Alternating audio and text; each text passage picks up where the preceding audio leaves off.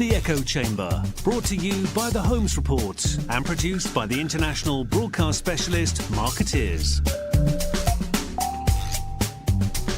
Sponsored by the Bullet Group, putting you in tomorrow's conversations today.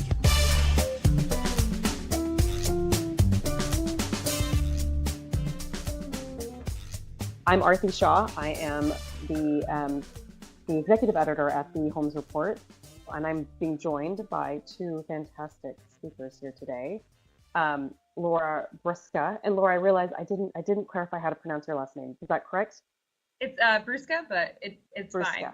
Fine. Yes. I'm newly married, so people are still working out how to say my last name. Oh yes, indeed. And Mark Nardone with Pan. And the way that I thought I would start things today for the kind of for this webinar on PR's future challenges, I've asked both of our presenters to, at the end of this conversation, to come up with a digestible kind of takeaway that you all can have, like 140 characters that you can take back to your offices, take back to your teams, and implement immediately. Because we'll be covering a lot of ground today, so I want to make sure that you have something tangible, like a tangible takeaway. So, kind of to bookend this with Twitter on both sides. To start, I am going to read both of our presenters' Twitter bios. So Laura is VP of Communications at Forbes, board member at Brass for Africa and Super Lost Coffee, and proud mom to Insta-famous dogs, Little Lucy Goose and Little Darling Daisy. All of these have Twitter handles, by the way, so I think you can follow her dogs if you want to. Yes, they're Instagram actually, so they're Instagram famous. Follow. Yes, they're of course they are Instagram famous, so obviously they are open probably to the public. Mark Nardone, who is EVP at Pan Communications, and his hashtags are Boston, San Francisco, and NYC, which I think is where Pan has its offices. Passionate about strategic PR, marketing, digital, and emerging brands. Can't live without golf, and adore my two kids. I can't help it. I mean, my team will tell me here that, come the summertime, I'm still working hard, but I mean, golf is a passion of mine. My wife will tell me something different, but at the end of the day, it's still something I thrive for.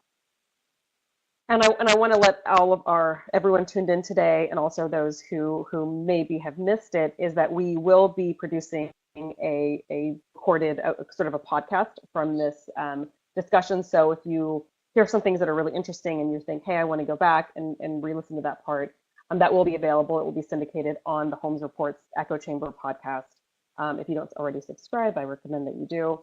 And you can also share that with any of your colleagues who perhaps missed today, but you think would benefit from the conversation. The Holmes Report will also be covering this conversation as well. There'll be an editorial story around it. So again, if there are things that you really found interesting, you can revisit our coverage as well. So on that note, and one more thing around audience interaction. I believe you all will be able to see a chat window as you're participating. Please feel free to ask questions. You can ask them throughout the event whenever it comes to your mind. I will get to them when I can.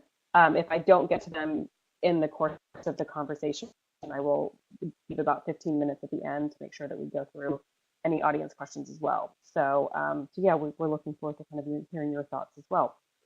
So with that, I'm going to talk quickly about just how we're structuring this webinar. I mean, really, I want this to be a conversation. I think Mark and Laura are really smart, and they came here with a lot of talking points. So I want to make sure that I kind of give them a platform to do that. But if you just think about how we're framing this, I mean, there was a survey that we will be drawing from, both a survey that we did with the Holmes Report did with Pan around re-engineering the marketing and communications department. And we will identify some of the gaps that we found in that survey. And I will also be pulling from some other Holmes Report research that we've done and some of the gaps that we've identified there. And then we'll sort of talk about what these gaps mean and what the larger trends are. And then we'll end with sort of what's next for the industry. And in particular, again, I want to hear from Mark and Laura about sort of their takeaways for all of you to kind of bring back to the office. So the first theme that we noticed was sort of the growth and integration.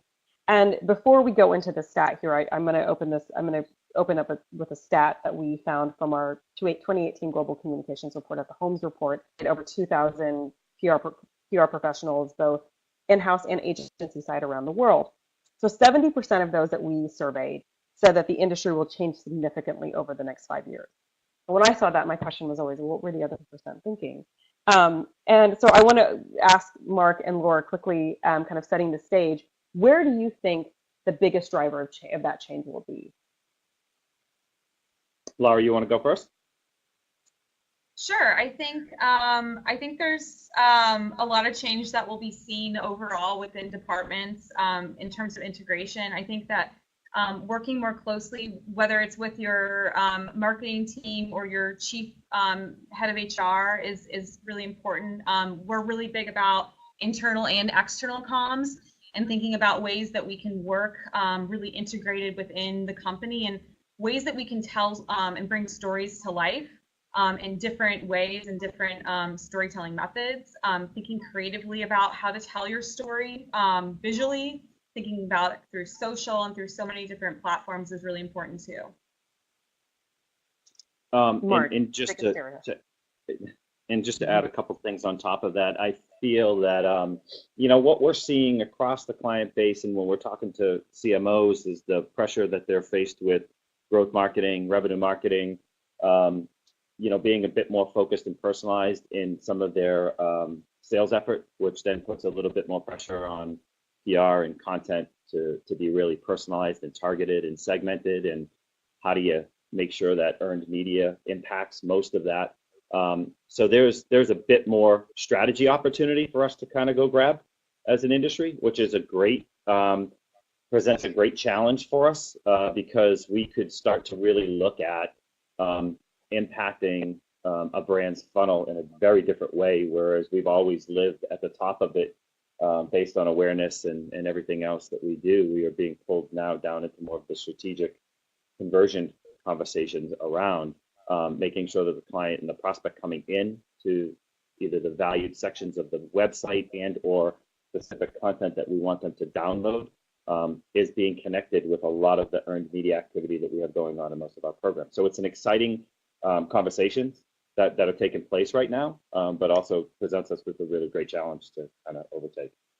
Well, both of you touched on two things that we're going to be talking quite a bit about. One is integration, which Laura mentioned, and then PR's impact, on business and on revenue, which is another area that we'll be talking quite a bit about. So you all set the stage nicely. So as I mentioned, the Holmes Report partnered with PAN on a survey last year in which we were trying to really assess kind of the state of marketing and communications.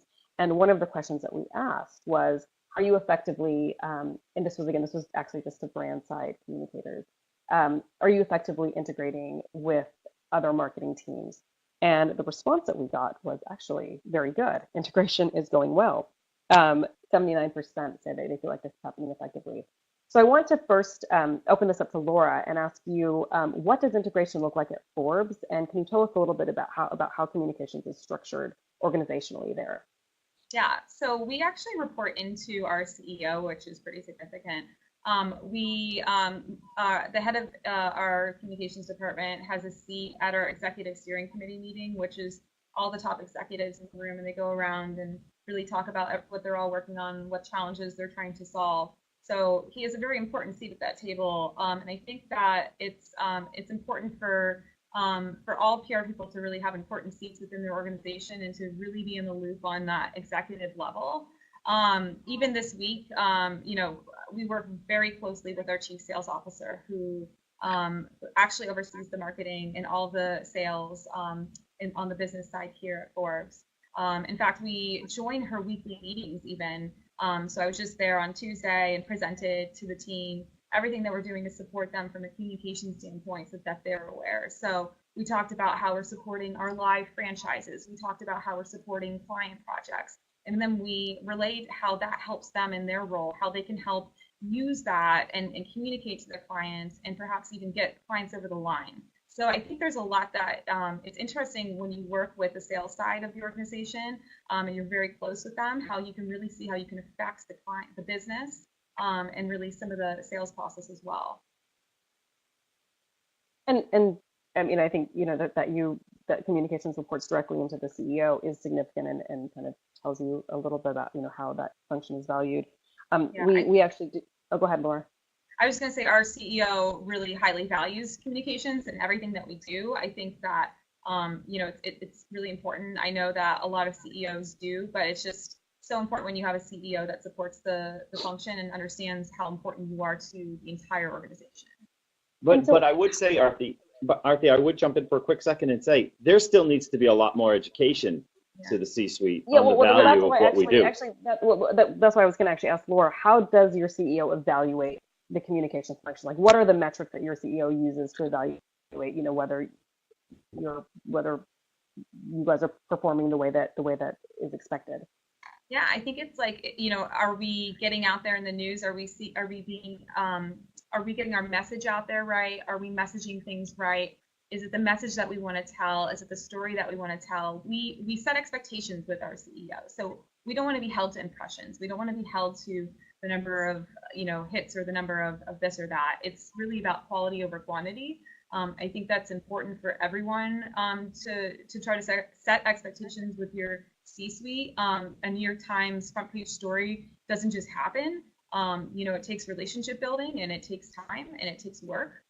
So we set expectations, and I think that's really important to everything. And the way they measure our success is partly sometimes it's internal. Like if they're hearing the buzz internally, if everyone's talking about, wow, did you see this great media piece, or did you see this great video or this great newsletter? You know, if it excites the culture, it certainly helps.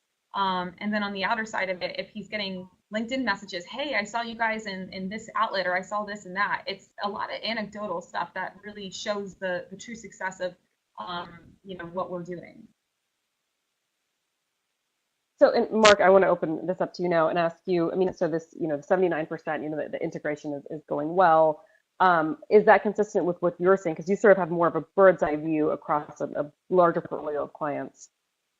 Yeah, it's consistent. I mean, the interesting thing that we could kind of, you know, discuss this afternoon is the variety of brand that we work with. So we go early stage emerging growth to mid-size to later stage brands. So, you know, I can give you a lens into the dynamics of each of those kind of size of organizations. You know, as you get to later stage, for whatever reason, CEOs maybe not so much involved in the activity of working with their agency and maybe their departments in general. And again, that goes to, there still needs to be more and more education there. As you move a little bit further downstream into maybe the mid-sized brands and emerging brands, it is definitely on every CEO's radar. And I feel one of the biggest drivers of change that we've seen is the customer experience. That, you know, because the CMO now has pretty much total responsibility for the experience of that customer coming in, both from a pre-sale and post-sale based on loyalty programs and overall experience with brand, with product, with employees. They've decided and made the right shift to put that right under the CMO. And that kind of has elevated the strategic importance of agencies' partnerships with brands more now than ever before. Because you know, they don't have all the answers. They need us to make sure that we're looking at, you know, how are we being viewed versus the competitors out there? What's message pull-through look like when we're targeting maybe growth segments, because CEOs started to put more revenue responsibility to the CMO, and they want expansion in either regions, in either industries, to specific target audiences by title. And that kind of ricochets right over to pretty much the PR and the integrated team. And then I'll also just say that, you know, we're not going to a meeting. The last time we've gone to a meeting where either the head of content marketing, head of demand gen, which I kind of consider those two titles pretty much the same, social marketing, social media, and PR are all around the table. You know, and that's from prospecting right to the engagement with the client.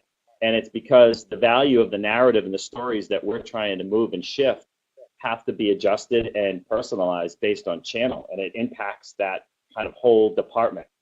And so everybody's pretty much come together. And Aarti, 5 years ago, that wasn't the case.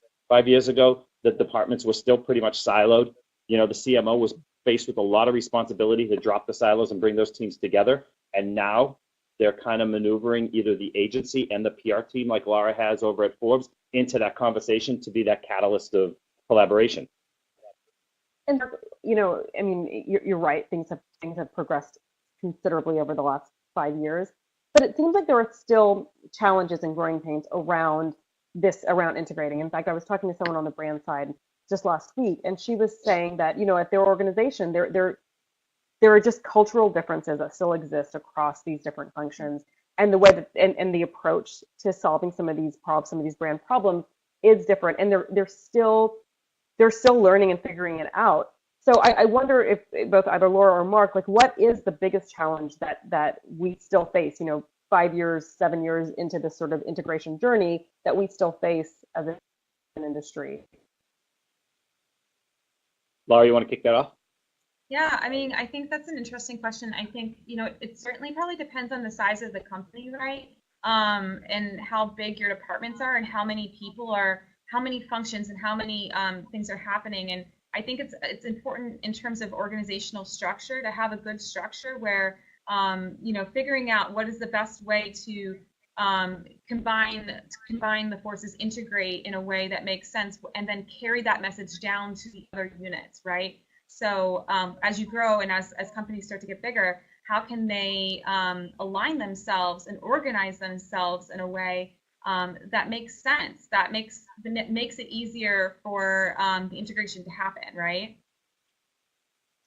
Good point. Yeah, I think size is crucial here. I think this is an advantage that some of the earlier stage companies have, I think, over some of the larger ones. I agree 100% there, but I also, we deal mainly in B2B brands, and one of the biggest shifts that's taken place is, the C-suite in particular, maybe not seeing a ton of sales coming in, but seeing the right sales come in. And when they're looking at the right sale that comes in, where they can say and talk to us strategically about what's the ideal customer profile look like, why are we calling that an ideal customer profile for us? What's the criteria? And a lot of that has to do with both the new revenue coming in and the potential, life cycle of that customer's value across, 2, 3, 4 years. And that has allowed, I'm going to pick up on what Laura said, much better alignment for these teams to integrate on a page and unify, because it's allowed us to be very, very focused and personalized, but also demonstrate a very interesting lift to the C-suite. Where before they would say, okay, so, great, what, all this awareness, all these impressions, what is it driving? We can actually show pretty much what it's driving now, because that sales and marketing divide that might have been there stronger a few years ago, it's really not there any longer. They are, what we're seeing across our client base is, no more pointing of the finger. It's more, it goes back to collaboration and making sure that everybody's working off the same page. Yeah. Right. I mean, deal flow and closing deals, accelerating the closure of deals. I think that the role that communications plays in that, I think, is becoming more and more prominent, to your point, Mark. And that is something that I do want to talk about. And Laura, did you want to get your point? And then I wanted to go to the next slide about budgets. I wanted to talk about that next. I just think that Mark brought up a really good point about prioritizing.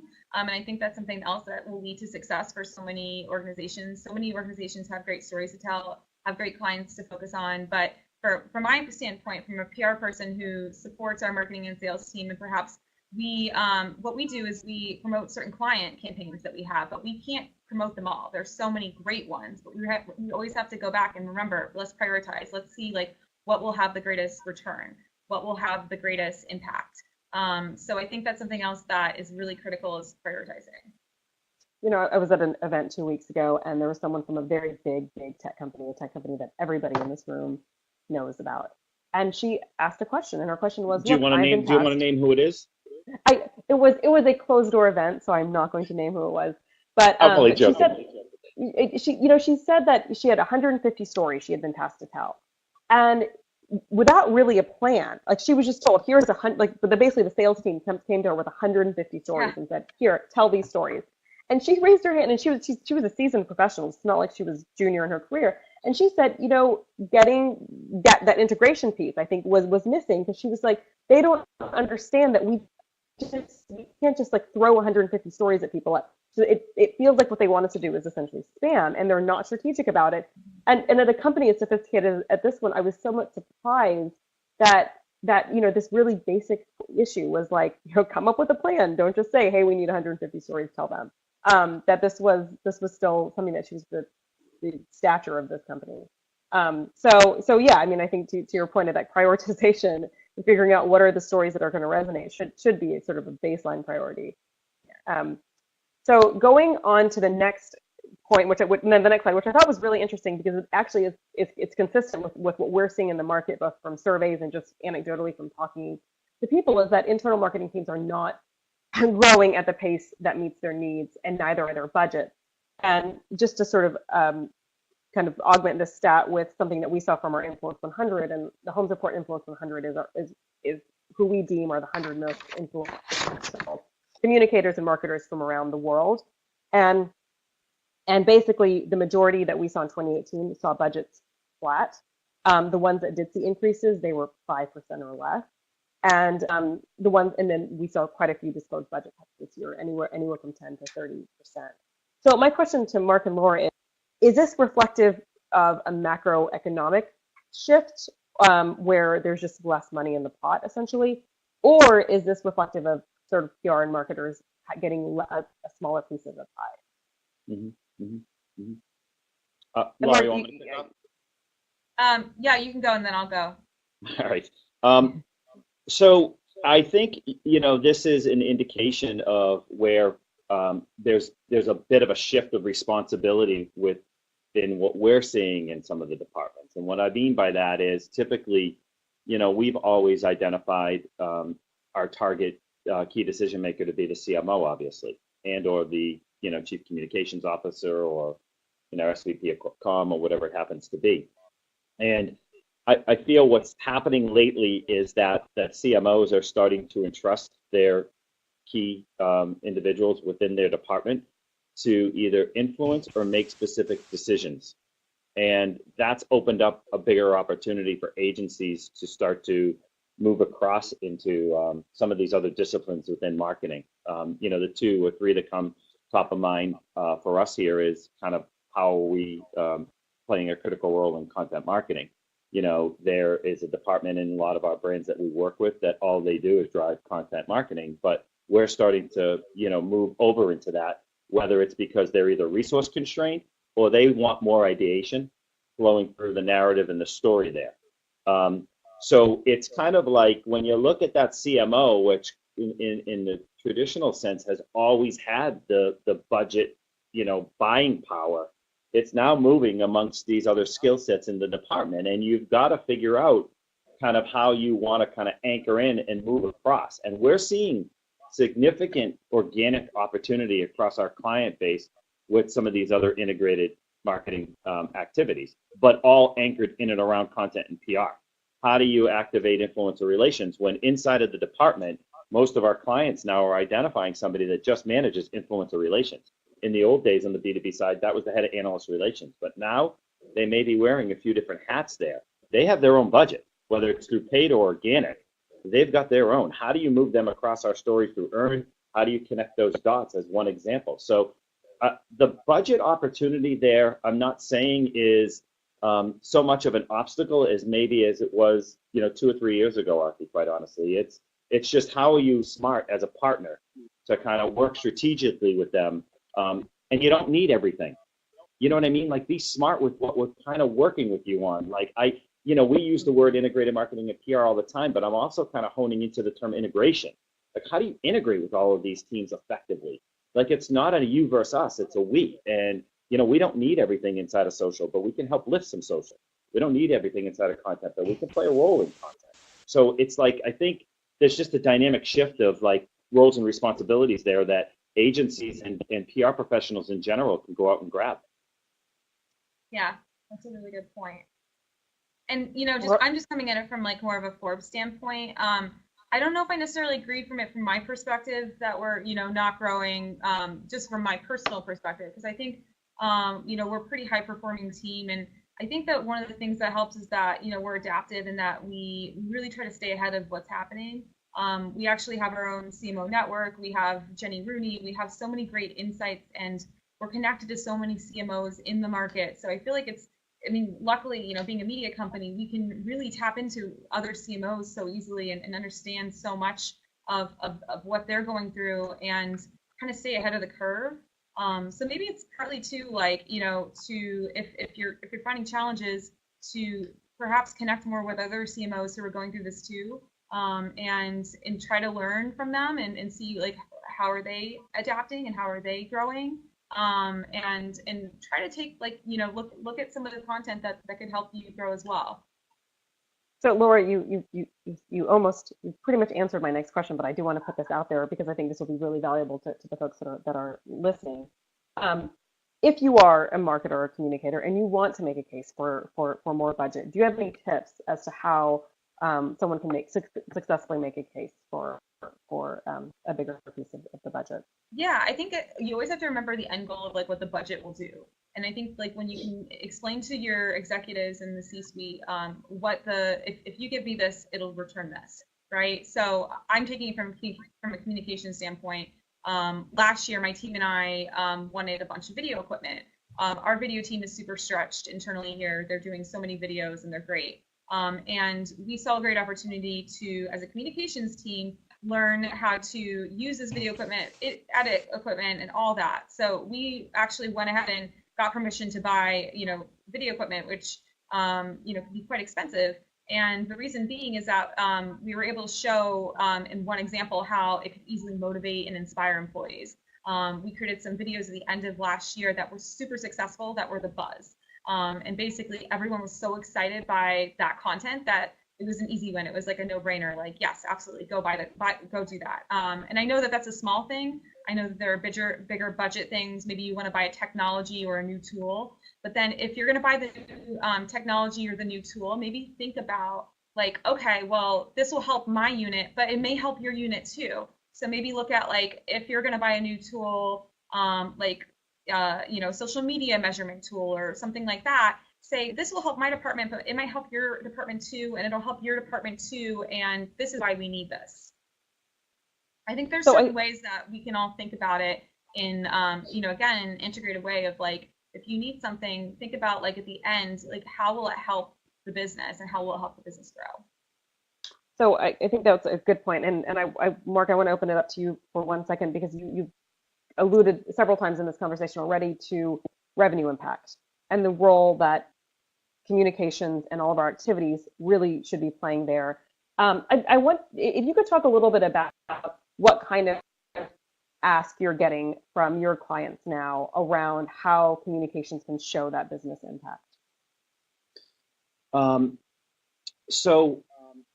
It kind of starts with, everybody's pretty much heard this term over the last 2 years, but when we go in and we're starting to look at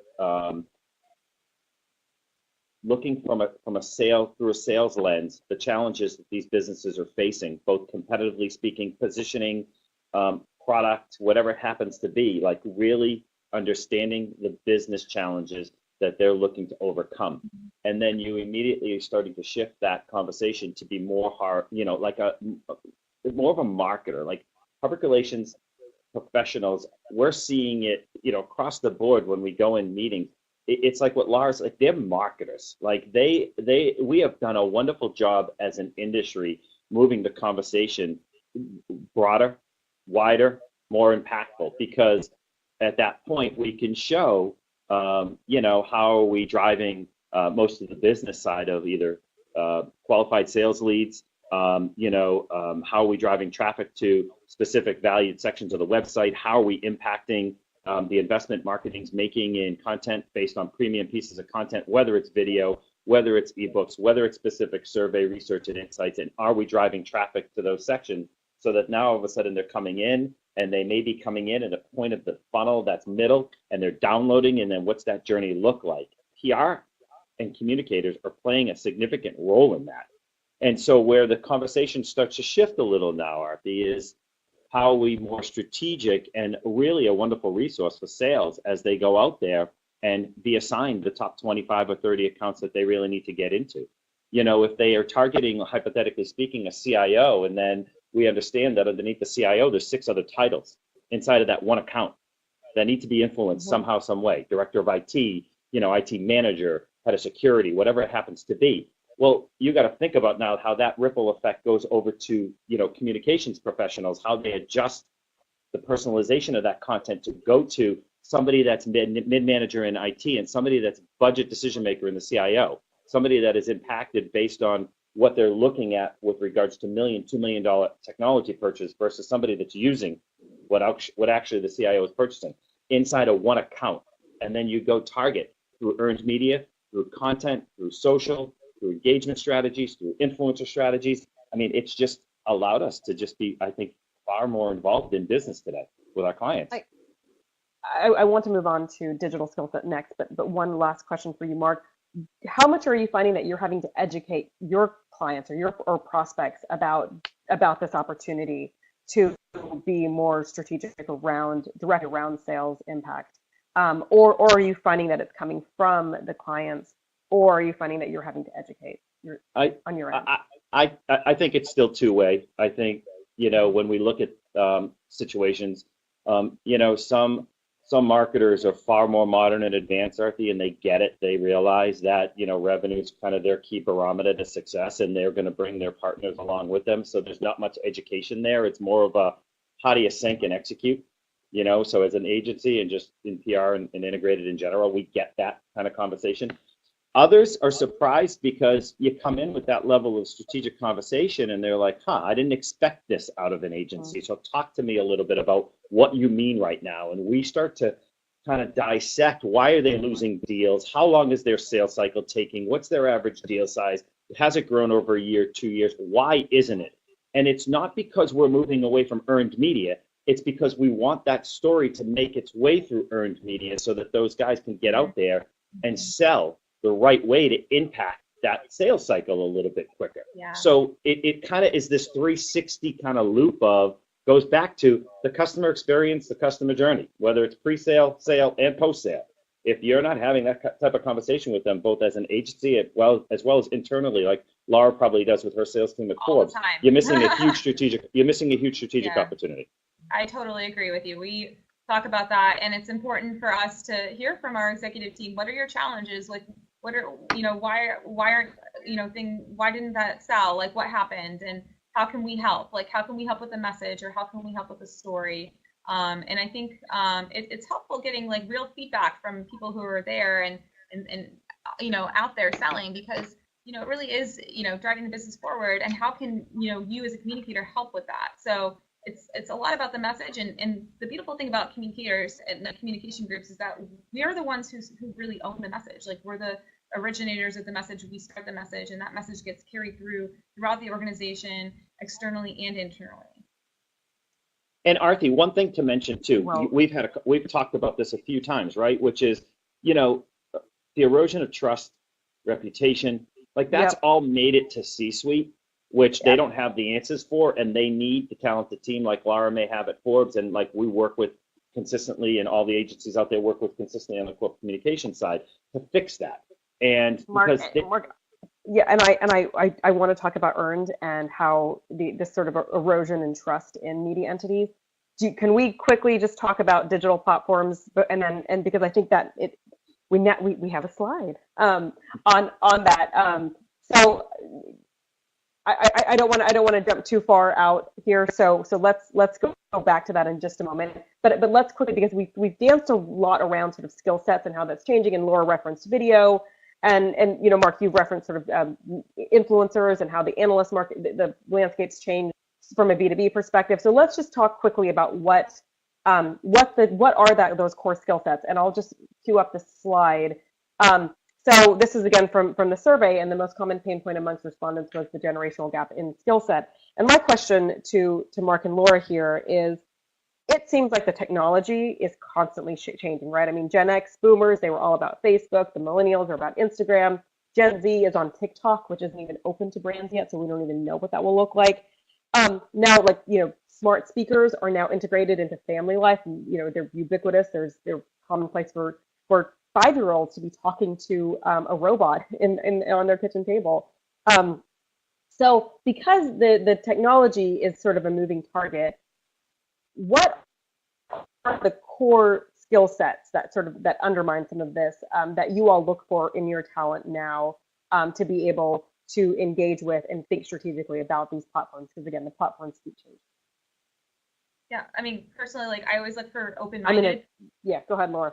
I think it's important that whenever you're looking for people to be open-minded and people who try new things and aren't afraid to try new things and aren't afraid to challenge themselves, it's like an important skill set today more than ever before. You know, it's something that if you're talking about all this change and all this digital change, you have to have an open mind to, okay, at least try it, like at least test it out, at least, you know, get a sense of it. Yeah. I'll jump in. Is Laura still going? No, I couldn't hear him. Okay.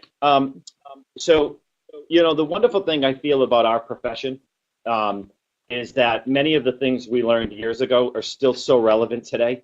Are you creative? Are you a fantastic writer? Can you tell a wonderful story? How do you move that story across all these channels? And there's where that kind of like inflection point exists today, Aarti, which is how do you move that across channel? Hence, here comes the digital skill set.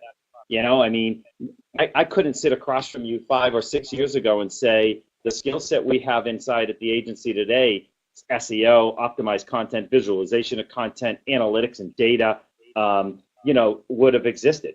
And they are there. And also, I'm sure everybody that's probably listening on this phone goes through the same thing that we're going through, as well as what Laura's going through with her team. If you're not investing a tremendous amount of time and resource in training and development to make sure that the next generation of professional is learning all of the latest and greatest skills, both across traditional and digital and everything else out there, you're going to be faced with a huge issue. And so, you know, it's kind of like we're at a pretty interesting time right now. You know, everybody talks so much about data and analytics and, you know, AI, and it's only as good as the people that are digesting the data. If you really don't understand how to read the data and how to put that data in motion as an individual, and that goes back to creativity and storytelling, you know, what good is it going to be? You can do as much data as you want, but you still got to take it and personalize it. So I think when you go across social, when you go across digital, when you think about how you're optimizing content, as our industry continues to kind of roll and evolve, paid starts to become an important play in it. You know, how do you take an organic strategy and a campaign that's resonating in market really, really well and put some paid behind it and make sure you're targeting that paid effort to show return across keywords and anything else that you're trying to optimize within campaigns and brand? We didn't do that 5 years ago, 10 years ago. They would ask us, hey, create a press release, push it out. Hey, write a byline article, place it in a trade. But I think the conversation's swaying so much more towards the agility that our clients' customers have today, the pace. Laura mentioned something earlier around the quality versus the quantity. Thank God that's finally starting to swing again. I was so tired going into meetings where they would like say, oh, I don't care. I need 400,000 followers next year, you know, and they didn't care if they paid for them or not. It's like, no, I really just want to make sure. Following, right? So like, right, exactly. But who are the followers? Are they engaged? Are they good followers? You know, are they ones that you want to follow you? Right. So it's, you know, it's about quality. Yeah. It shifted back, thank God. So I think the point that you raised, Mark, about agility, that seems to be key here, and because it kind of reinforces what Laura said about having an open mind and agility seems to be some core skill sets, which you know, because every year we do ask communicators, like, what are the skill sets? You know, judgment is always pretty high up there, but you know, but agility is one that I don't think, and it has been said in that same in the way that you put it, Mark. So I think that's a good thing for people to think about. I also want to now go back to what you said about earned, and you know, the data has showed on our end everywhere. You can just look at any research that any of the marketing organizations have done, and it's that earned works when consumers are making their buying decisions. The paid stuff seems to work around awareness, but when they actually make that decision, it's really driven by earned. And what earned is, now that's broader than it used to be for sure. So I'm curious, you know, on this conversation about skill set, there was some research actually that showed that earned traditional media is just as trusted as SEO these days. That has huge implications for our business. So I want to open this up to Mark and Laura to ask you all, like, what do you think, if you're, you're from the seats that you're sitting in today, I mean, what does that mean for you about what the industry needs to be thinking about and how they need to be operating, knowing that search is just as effective as traditional media today? Laura? Yeah, I mean, I definitely think search is key. I mean, when you, like, especially like for Forbes, like when you search for so many things, like we're coming up a lot, just in the search forms because, people are looking for information on those topic areas, right? So I think search is definitely something that, like, if you think about, we're in this Google universe, right? Everyone is, oh, I can Google that. Oh, I can search for that. I think people are just relying on that so much more and for information. And I definitely think search is a very important part of it all. But I will say that, the earned part of it all, it's still, for me, like, it's incredibly important because it really is something that, it gives it credibility. It gives it true credibility when you have this. Sure, you might have a press release that shows up in search high up on the ranks, right? But when it's a great piece that's by a credible reporter, by a credible source, and it's an earned piece, and it gets the message across right, and it's a true story, it has impact. Yeah, and it's interesting. So the statistics don't lie with regards to great earned media driving great referral traffic. So when all of a sudden you're really involved in more of the marketing conversation and you get into the analytics and you can start to talk specifically about how earned drove specific traffic to specific sections of anywhere you wanted that user or audience to go. I mean, check mark, that's beautiful, right? But the second part is something that I keep talking about here, Aarti, and that is, search is great and you need search, there's no question about it. SEO is powerful, whether it's organic, whether it's paid, keywords, local, regional, national, global, you call it, it's all across the board. But somebody in the sales function is going to use a piece of earned media in some type of outreach more strategically than they would probably anything else. Almost more than the sales collateral that's being developed, because it's such a credible factor in the conversation and in the potential engagement. So now you think about, as we're starting to talk more with sales and integrate more with sales, how do you extend the shelf life of earned media across these other critical functions within the company, i.e. sales? You know what? Because like in the old days, you'd go grab your earned media, go to the next one, go to the next one, go to the next one. All right. And you were just roll, you're on a treadmill. You just needed the coverage. Now we're starting to slow our clients down and say, okay, you just spent some really good time securing this wonderful piece in Forbes, for example. How are you going to leverage it? How are you going to extend the shelf life of that piece of coverage across social, through your sales efforts, wherever else it's kind of going? And again, it keeps the elevation and importance of earned at such a peak. And the sales teams, they rave about it when they're getting it. So it's kind of like it's not going anywhere. It's actually, in our opinion, increasing its value. Yes. So on that note, I wanted to, Mark, you talked about engagement and data, and so I'm just going to jump over here. I was surprised by this slide where we asked folks to talk about their marketing departments, and only 10% said their organizations are focused on personalized marketing strategy. And given the access to data today, this was somewhat surprising. So I'm wondering from Mark and Laura, sort of why you think that this is it an issue of sort of integrating some of this data with some of the marketing or engagement strategies, or is there a sense of uncertainty around what consumers' boundaries are and how do you engage with them in a way that delights them and doesn't sort of detest them? I guess I don't know if I use that correctly, but my question is do you think what's the hesitation for brands according to this data, and is this even consistent with what you all are seeing, both Laura from maybe the brands that you all work with at Forbes, or even just from your own research internally, and also Mark from what you're seeing with clients and the way that they're personalizing their marketing strategies? Yeah, my own personal standpoint is that this is surprising. I definitely think that it's something that's interesting to see that it is so low. I think that a lot of marketers are trying, my opinion is that a lot of marketers do try to personalize their strategy to customers and to the audiences that they want to reach. So it is super surprising. I'm not sure what's underneath that. Maybe to your point, there's something around, the delicate balance of how to, not go too deep and not too personal. I think there's certainly, I think people notice it when you're getting targeted on your phone or you're getting targeted in certain ways.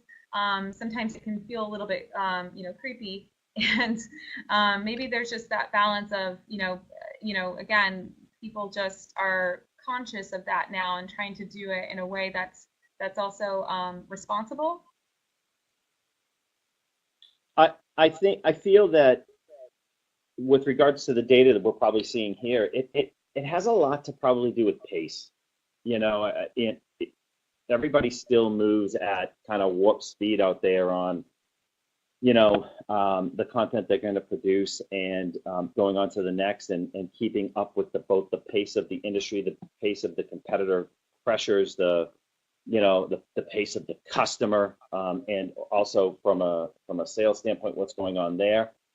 So I feel like part of that is weighted in kind of like, staying really active, involved, and aggressive in creating some form of personalization and or customer experience. But I will tell you that, these conversations come at us all the time.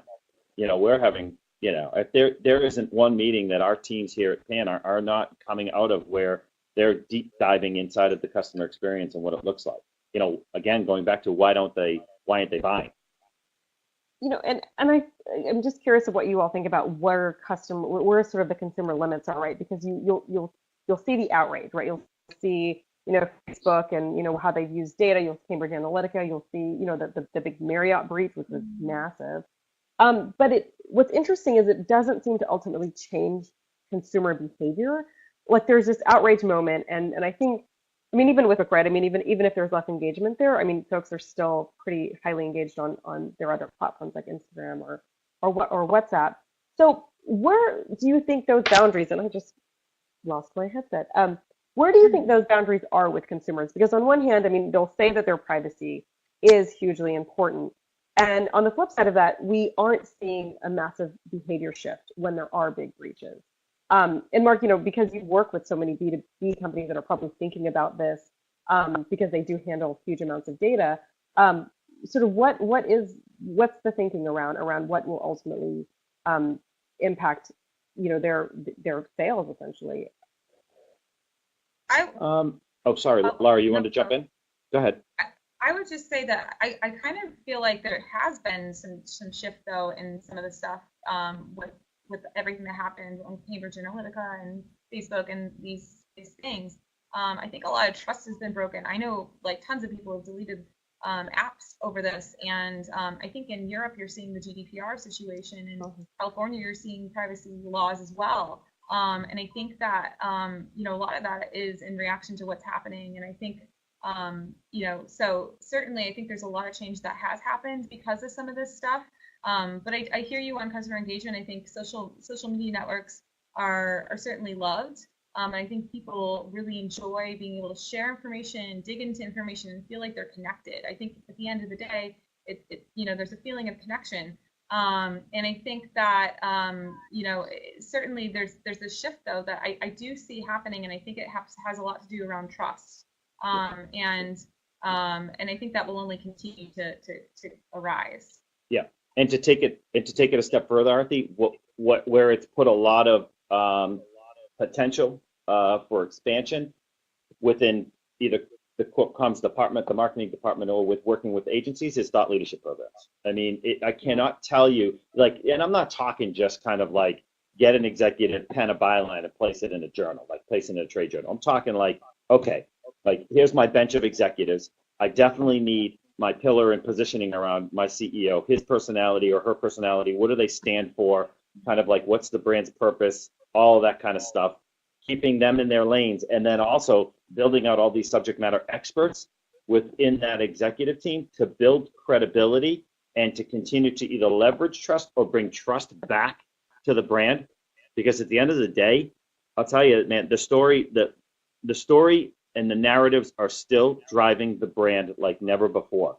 And we feel and we're seeing that the executive suite and more of that kind of mid-level suite that's out there talking often to the external markets are starting to kind of take this more aggressively with us, maybe. And where before we had to convince them to do something like this, now it's kind of like, what's your formula for thought leadership? Like, what does it look like?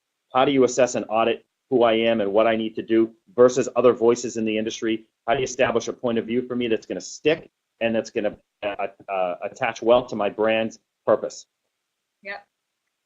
And going back, Laura, to what you were saying, and I absolutely agree with you that, you know, GDPR is an example of changes that have been made, and there has been some flux on Facebook, but it's interesting because on the flip side of it, right, we're also welcoming smart speakers into our homes, right? And I think I saw just a headline just last week that said that Google and Amazon are asking for continuous data from these speakers, from these smart speakers.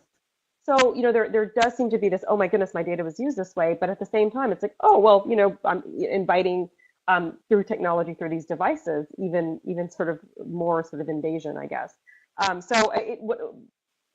Predicting consumer behavior around this seems to be a little tricky, and it doesn't seem to be consistent. Yeah. So going back then, and you know, we're down to about less than 10 minutes, and so I just want to be mindful of inviting the audience to ask questions if anyone has those. I don't see any in my window right now, so I'm just going to keep going until I see one, and then we can pause. And I did want to take a moment, Laura, to ask you, and I think this will be useful for our listeners, from a branded content perspective on Forbes, what brand content works well? Like, what are some things to keep in mind? If there's anyone here who's thinking about, you know, or has a relationship with Forbes around the branded content, what are some good takeaways around what works well, what engages the audience, what doesn't engage the audience? Yeah. So we're at Forbes, we're big believers that brands are thought leaders, and brands have stories to tell, and brands have incredible content to share that is of interest to our audiences too. We have our Brand Voice content program, which is a thought leadership platform program on our site where marketers can share their stories, and they're not advertisements, they're really storytelling. They're stories that connect around themes, they connect around something, and I think when they're written well and when they're written in a way that's informative and engaging and that is actually helpful to the audience, those really succeed the most. I think a lot of times, you know, it's partly about, you know, educating there. And then also in custom content, I think there's a lot that you can do with custom content nowadays in terms of positioning brands as thought leaders around certain topic areas, or perhaps even engaging with influencers and doing something really dynamic. We've done some really cool campaigns like digital publications with tech clients around the topic of AI, some really incredible video branded content campaigns that have been just stunning visuals where you're bringing in influencers, you're bringing in branded video, and it's so impactful on the audience. It's also like really engaging content that I want to listen to. And I think that when it feels you know, when you're inspiring your audience, when you're giving them content that they want, you know, it ties into that thought leadership point that Mark brought up around, you know, the importance of thought leadership. And I think that it's really important that the brands that get into branded content take a really strong thought leadership approach with all of that. Mm-hmm. Mm-hmm. We're seeing a similar shift to Aarti, just so you know, where our clients we're talking to our clients consistently about branded content, whether it's through paid models or whether it's through organic and their own authentic branded content. You know, the challenge that we're having is kind of setting you know, some expectations where they can kind of like make sure that the branded content can kind of live for a little while, and you've got a really good momentum strategy behind the branded content, whether it's indexes, reports, surveys, whatever else you're trying to kind of brand out there. But we're also telling them, you know, don't shy away from third-party collaboration, you know, in kind of jointly develop some of these pieces of content, see what type of return you're going to get out of it. Put a little money behind it. Let us use it across earned and social and all the other areas, and let's see the type of lift and evaluate and maybe don't stick to it for so long, but like, you know, see the value. So we got an audience question. Someone is curious to hear about an example of branded content that I'm assuming it's a good example of it done very well. So I'm going to open this up to Laura or Mark. Mark, if you have an example that you want to point people to, or Laura, if there's one maybe on the site that you think is done very, very well that you want to send people to.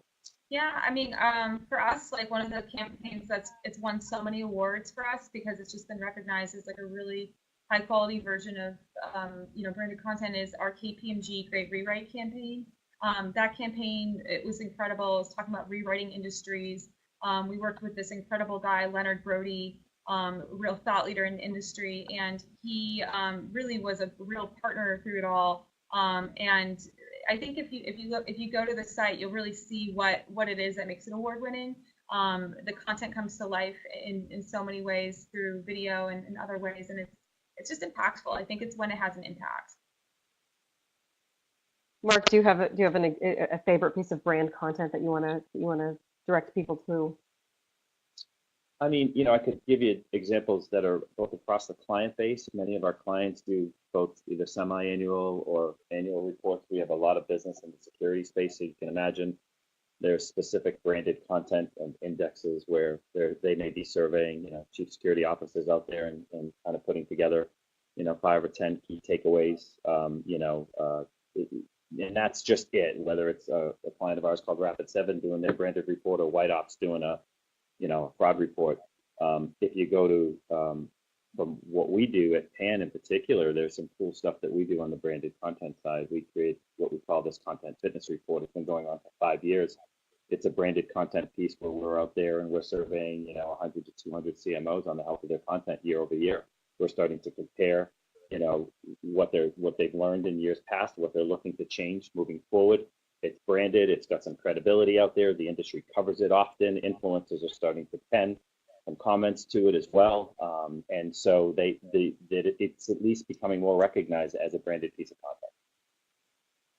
I think I'm glad that you mentioned branded reports, Mark, because we were seeing that as well. That's been incredibly effective in sort of creating a conversation around industry wide with branded. We are down to 3 minutes, and as I predicted on our prep call, we did not get through all of the slides.